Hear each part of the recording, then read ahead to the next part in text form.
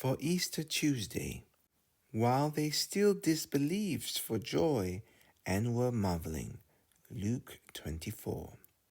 I think I see in the disciples depicted in today's Gospel the true portrait of Easter penitents who are sincerely resurrected in grace. They retain a holy fear at the sight of their past disorders, which makes it hard for them to believe they ever lived in such a pitiful state, or that they have come out of it. They can scarcely persuade themselves that Jesus Christ is truly risen in their soul, and yet their astonishment is followed by an inner joy that brings them more consolation than all the world's pleasures ever gave them, while they still disbelieved for joy and were marveling. The joy of sin is an empty and shallow joy. It lives only in the senses and wounds the soul from within, offering merely the illusion of pleasure on the outside. But the joy that comes from a sincere conversion is a universal and solid joy, what Scripture calls the joy of the heart. The Son of God, having purified his disciples' hearts, now you are clean, promised to share with them the joy he himself possessed, that my joy may be in you.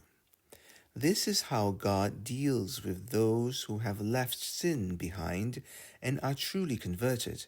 He gives them his own joy, and he shares with them his own happiness. The joy of God has two great qualities. Firstly, it is pure, without any mixture of sorrow. And secondly, it is eternal. Such is the joy of converted sinners, pure and eternal. Happy are those who experience this divine joy, that my joy may be in you. First point, the joy of the truly converted is pure. It is a joy unmixed with sorrow or bitterness. A person can suffer from three sides: from God, from oneself, or from others. But it is clear that a Christian who lives the new life of Jesus Christ suffers nothing from God, nor from his conscience, nor from other people. From God, because he is in God's grace and receives only consolations.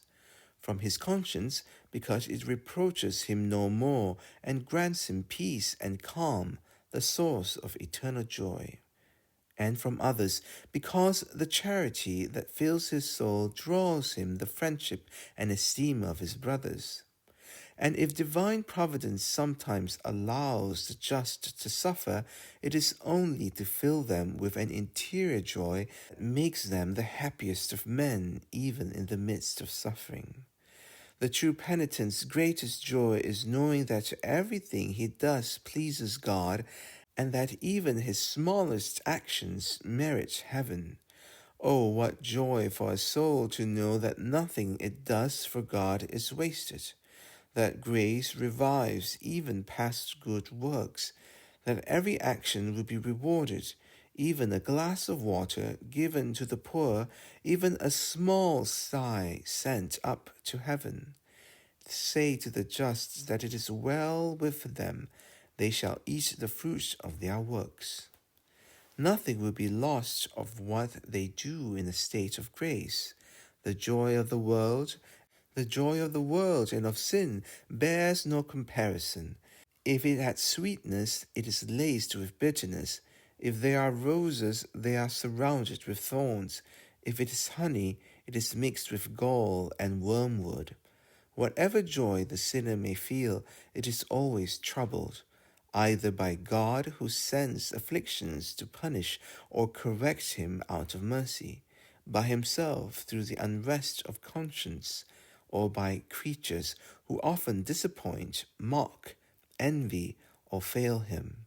The prophet Hosea makes God say, I will hedge your path with thorns, meaning if you cling to worldly pleasures, I will ensure you find only pain and affliction in them. Isaiah says that God will give Babylon to be inhabited by serpents and dragons. Wild beasts shall dwell there, and their houses shall be filled with dragons.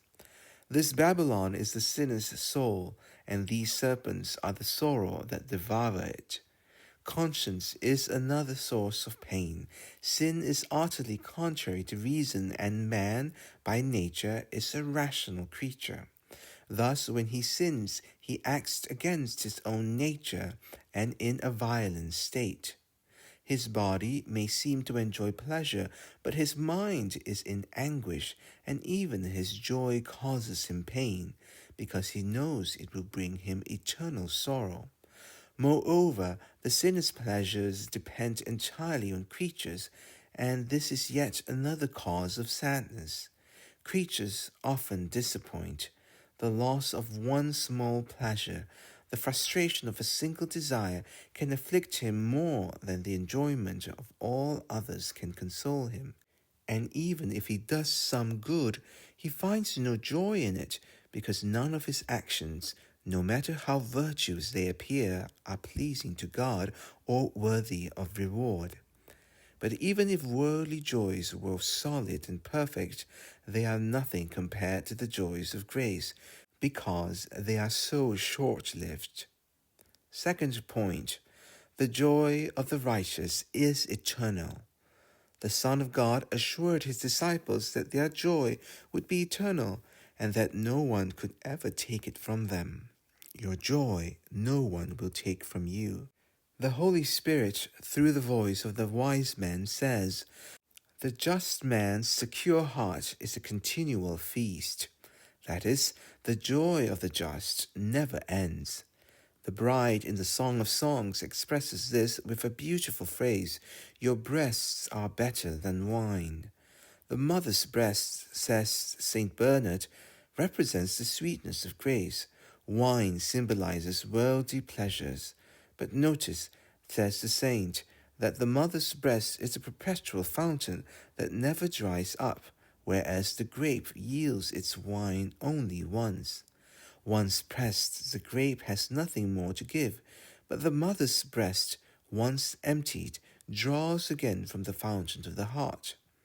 This wonderful image teaches us that the pleasures of sin pass quickly, but the joys of grace endure forever. You need no other proof of this than your own experience. Trust your eyes, your ears, your own feeling.